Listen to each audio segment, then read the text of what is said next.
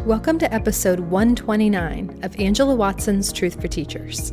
I'm your host, Angela Watson, and I'm here to speak life, encouragement, and truth into the minds and hearts of educators and get you energized for the week ahead. Today, I'm talking with Jennifer Ansbach about how to take charge of your teaching evaluation. Visit truthforteachers.com to get the transcript and to share your thoughts and questions in the comments. So I'm really excited about both my topic and my guest today because the concept of how to take charge of your teaching evaluation is something that a lot of teachers have asked me about. And to be honest, I just didn't do an episode because I didn't know what to say. I feel like the requirements have changed so much in the last couple of years, and they really vary a lot from district to district. So I wasn't sure what advice I could give that would be applicable to everyone. And honestly, this just isn't my area of expertise. So enter Jennifer Ansbach. She is a national board certified English teacher, and she's currently in the classroom teaching high school. She's also the author of the new book, Take Charge of Your Teaching Evaluation. So I reached out to her on Twitter, which is, I follow her there, and she really tweets out some awesome stuff. And I happened to notice this book in her profile. I was like, oh my gosh, this is amazing. I got to get her on Truth for Teachers. So she and I were chatting before the interview, and she shared that this book grew out of her work helping her colleagues. And it grew out of the research that she was doing because she is the local union's PD chair at her district in New Jersey. So she is incredibly well-researched and well-versed on this. And she created the book because she wanted to share what she had learned with other teachers. And more importantly, she wanted to help teachers overcome that feeling of powerlessness that tends to come along with evaluations. She wants teachers to finally be recognized for their effectiveness and for what they do every single day in the classroom. So I think you're going to really enjoy listening to her. She is a true advocate for teachers, and you're going to love her practical and encouraging advice. I think a lot of teachers are feeling very anxious right now about evaluations, but they're not sure if it's just them or if it's just their school or their district where everyone is feeling, very on edge and sort of unfairly judged. But I know that you, in your research, you've talked to people all over the country, and I'm wondering if you can share with us what teachers are experiencing right now with the evaluation process. Well, since we've moved to this evaluation model that is supposed to be more objective, I feel that in my conversations with people, they feel it's more subjective than ever because it comes down to a lot of minutia. And in an attempt to remove the bias, they haven't really removed it. They've just sort of split it into much smaller portions. I spoke to who said it comes down to who evaluates you, or it comes down to that principal only looks at this thing. And that's not really what the intention of the model was. Charlotte Danielson originally conceived her model as a way of giving feedback to teachers to consider where they might be able to strengthen their lessons, but not as a judgment of who they are as people. And I think anytime we change things, it's stressful. But in this circumstance, because it used to be such a simple process, and now there's so much work to it. There's so much preparation and so much preparation for the post-conference. They're feeling like it's less out of their control, and there's so many more things to think about. Right, because the number of things that teachers are being evaluated on has increased over the years. Do you feel that way too? Oh, absolutely. Some of the models are measuring 67 different things, and that's just not realistic. And in fact, I have some research that shows that they said, including Marzano, said that that's too many things to target. So a lot of districts, including my own, pared down how many things to think about to try to focus people more, but it's still really overwhelming, and it is a change from the way things used to be. And I think that that's contributing to the anxiety. It's a lot of moving parts and a lot of things to think about. And I also like your point that this is not really the way the system was designed. When you talk to Danielson, when you talk to Marzano, this was not the system that they had envisioned. It's being sort of like misinterpreted, I think, in many areas. Oh, absolutely. So Marzano's approach is very different, for example. He embraces a lot of direct instruction.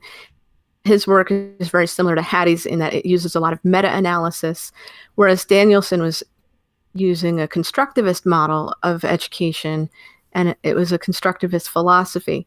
So right there, you have some conflict between how people approach how children learn and then how they're being measured.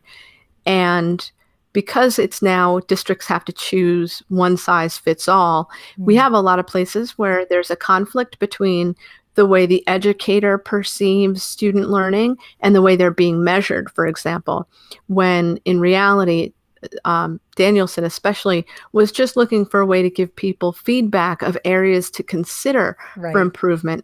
But she never intended it to be that one score on that one lesson was supposed to be something that you owned. And that is something that really bothers me. We wouldn't let our students own that score that we put on their paper, or that they earn on a standardized test. We wouldn't have them think of themselves as that number. And yet I find colleagues and people around the country do that to themselves, and, and kind of internalize, like, I'm not highly effective, or I'm only effective, or I'm not effective. And that, I think, is really damaging. We should never let outside judgment be the measure of who we are. I've heard you mention that you feel like many of us have, quote, seeded the narrative of what it means to be a teacher. And I really like that quote. I'm wondering if you can talk to us a little bit more about what you meant by that. Well, for me, I'm getting tired, and I know in my conversations with people from around the country, teachers are getting tired in general of being what our classrooms are like, what our students are like, what our day is like. And heartbreakingly, I think a few weeks ago when we saw the Parkland shooting, it really showed the contrast between our everyday lives in a classroom and the general perception of what we do all day. When people are posting their concerns at seeing what the world looks like sitting on the floor huddled in a corner, and not realizing that we practice those drills several times a year, that's not what was different for those children.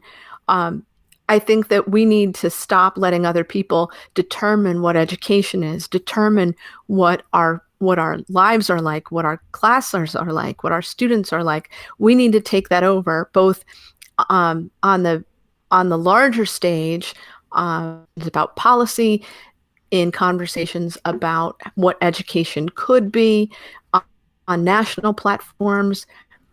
I think that the days of the fiefdom where you closed your door and didn't worry about policy and just taught your own kids are over.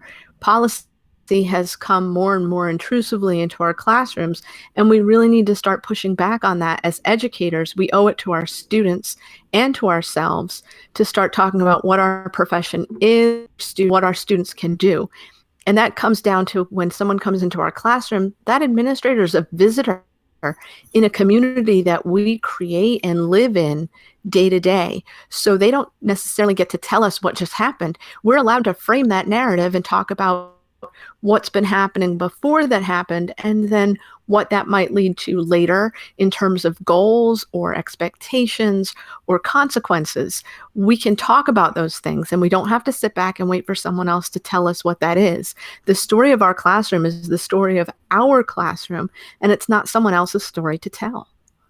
I love your passion on this. I'm really excited to dig into these practical things that teachers can do to sort of take charge. I love this idea of it being our story in the classroom that we're allowed to share.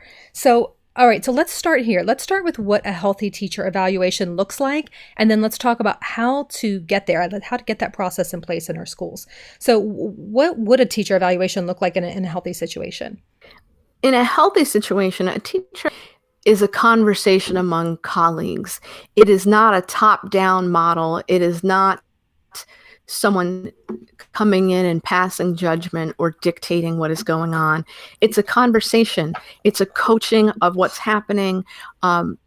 It's even if you're struggling, that person should be coaching you on how to get better and not just passing judgment about what's good or bad.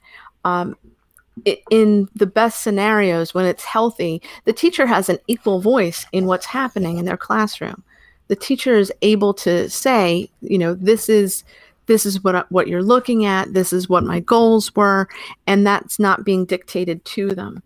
And unfortunately, a lot of us don't have especially when I was talking to teachers from around the country, not everybody has a particularly healthy setup in their school district. Not everybody has that kind of relationship.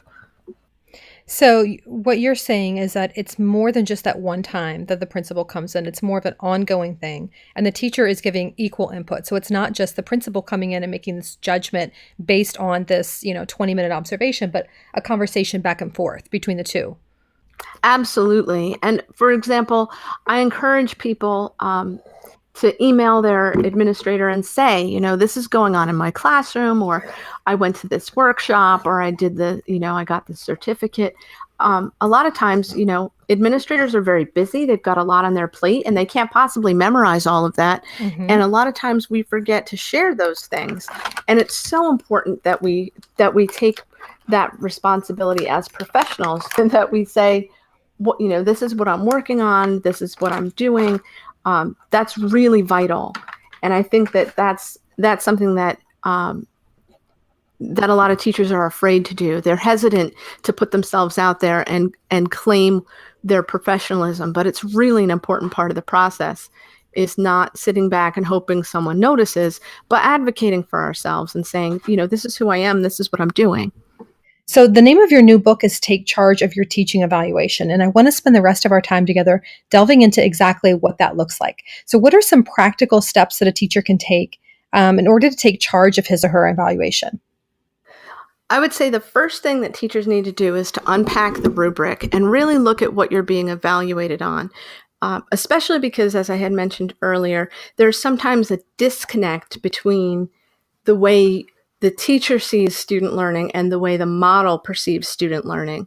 So going through and looking at the differences between a 3 and a 4, for example, and really thinking about how you can get students to where the model would like them to be is really important. So just using that language in your pre-conference or post-conference documents, using that language in your conference when you're talking to the person observing you so that they can easily align that is all in your benefit. That's really going to help you feel like this is something you're in control of. A second thing that you can do is to really know your students well. And good teachers know this. But really think about finding more systematic ways to collect information about them.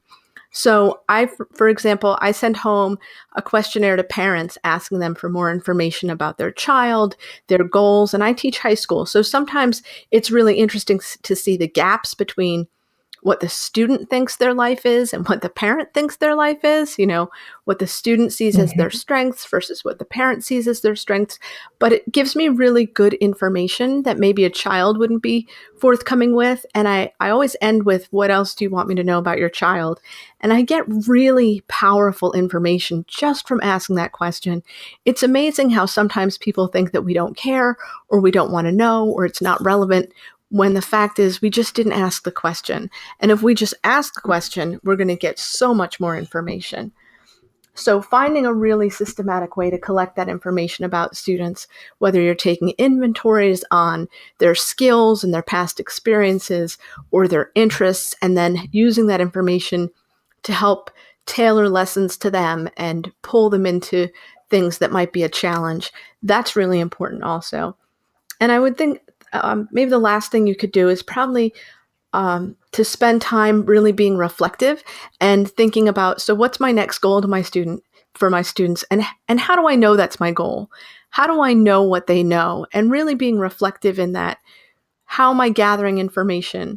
So when I'm designing lessons, even if I'm having them play games, what artifacts am I letting my students hold on to from that to keep their memories refreshed about this activity we did?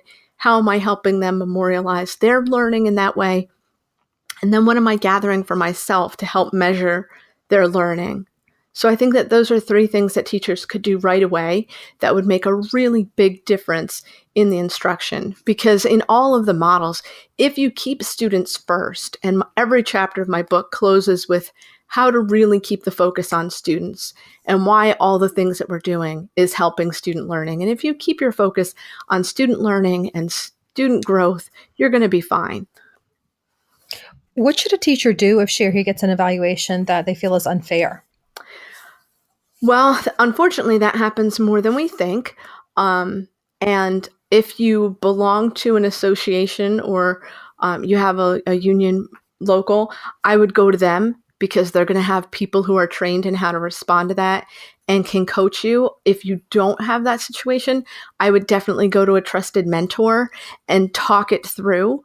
I always recommend writing down how you're feeling and not sharing it with anybody else, but getting the initial hurt and anger out so that you can work through it, because it's kind of shocking sometimes to see that you felt you were achieving something and it still hurts to see that evaluation not meet your own expectations for yourself. And then I would sit down and go back through the rubric and look at the evidence, look at the notes that you took after the observation, for example, and then see where it aligns and make an appointment to go back in and say, I really need to discuss this with you. I need more information. And sometimes just, couching it in a way that's non-confrontational. I noticed that you gave me a 3 here, but when I look at the rubric, it says that I needed to do this, this, and this to be a 4. Can we talk about this? And so a lot of times when you can produce that evidence, it can be reconsidered, or you can have a conversation so that even if it doesn't get changed, you know what you need to do the next time for that evaluator. How do you avoid taking an evaluation personally? Because I think you're touching on something that a lot of teachers struggle with, which is feeling like, okay, if the principal says this is what it is, then this is what it is. And if he or she doesn't think that I'm a quote unquote good teacher, because that's sort of the conclusion you draw, right? When you don't get to the level of effectiveness that you believe you are. And so it becomes this thing where you almost sort of question your own value as a teacher. Like, I thought I was pretty good at this thing. I thought my kids were learning. I thought I had a good rapport with my kids. And it can really create a lot of self-doubt, and it can really cause you to feel differently about yourself as a teacher. Have you seen that too with educators that you've talked to? Definitely, no question. The difference is the shift to the new evaluation systems, which was spurred on by a federal mandate for Race to the Top, which said that states had to adopt these evaluation procedures, and they had some flexibility, but there had to be this new evaluation. It boils your score down to a judgment. And in the past, when I would get evaluations, it would say I was excellent at this and I was good at this. And then there might be some notes from the person who observed me listing, some of the great things that I was doing in my classroom or as part of the school community. And then might have some notes about a conversation we had about what I'm going to work on next. And that was the sum of it. And now it actually boils down to a number. And then that number is assigned a descriptor like distinguished or effective or highly effective. And that, I think, is the difference. And that's what people are internalizing. But I never let my students internalize a score they get on a test or a report card or, a standardized measure as who they are as people. And we have to talk to ourselves the same way we talk to our students.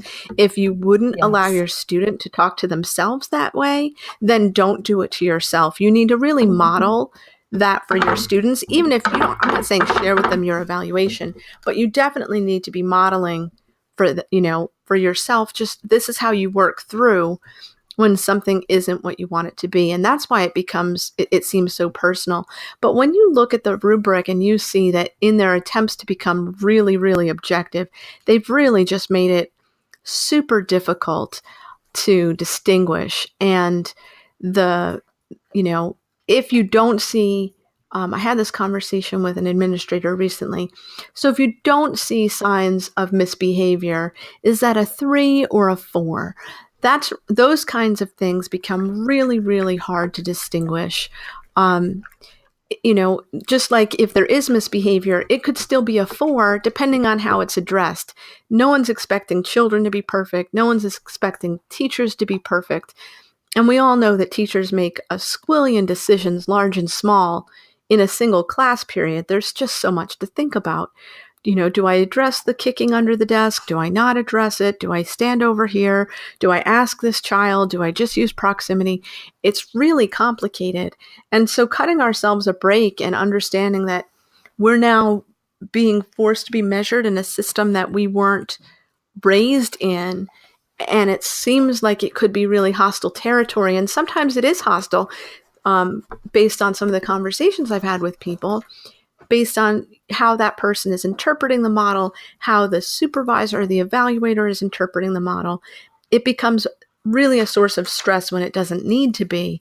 And the best thing I can tell you is not to own that, to understand that that is one person's judgment on one day, on one lesson.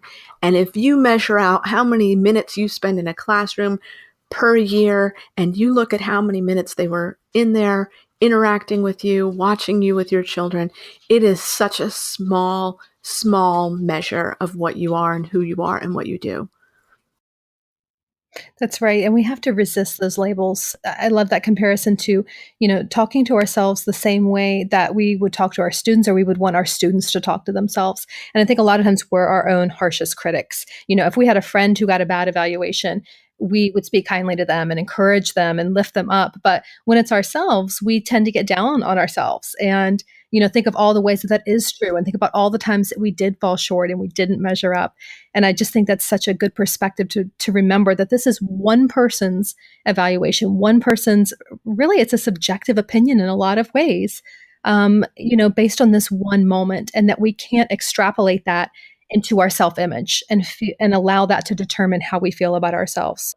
What would you say to a principal who's listening? Because most Truth for Teachers listeners are teachers, but we do have administrators. And I'm wondering if you have any advice for them on how to evaluate their staff. Your perception is your reality. And so I think making sure that you are present in those pre-observation and post-observation conferences, that you are making sure that your body language is open, that you are interested in a collegial conversation, that you're not, even if it's a new teacher, that you're not holding yourself up as the grand arbiter of all things education, but that you're offering some tips based on your experience is really important.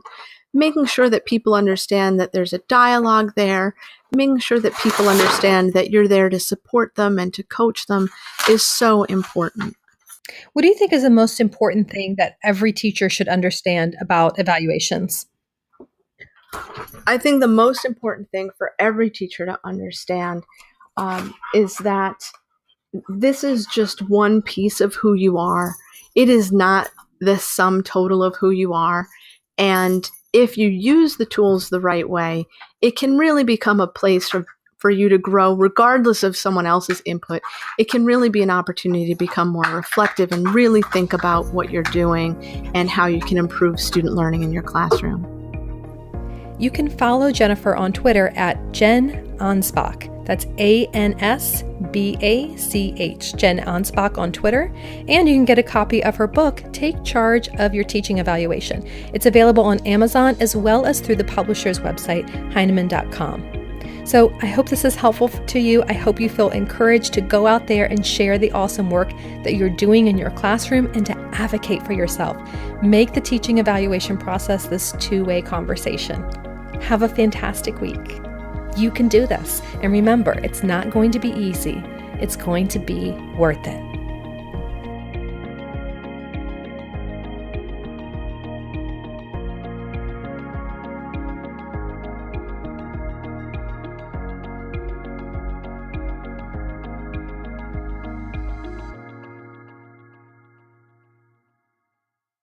Want more than just a weekly podcast episode from me? I'd love to also send you a weekly message of encouragement via email. I'll reach out each Sunday evening with a short message that's designed to help you feel more prepared and inspired and motivated for the week ahead. It's not a newsletter or a bunch of announcements. This goes out to over 85,000 educators. So I put just as much thought into crafting this weekly written message to my email list as I do into crafting my podcast episodes. And it's entirely unique content that you won't find anywhere else online. Just go to thecornerstoneforteachers.com/subscribe and you can sign up. That's thecornerstoneforteachers.com/subscribe.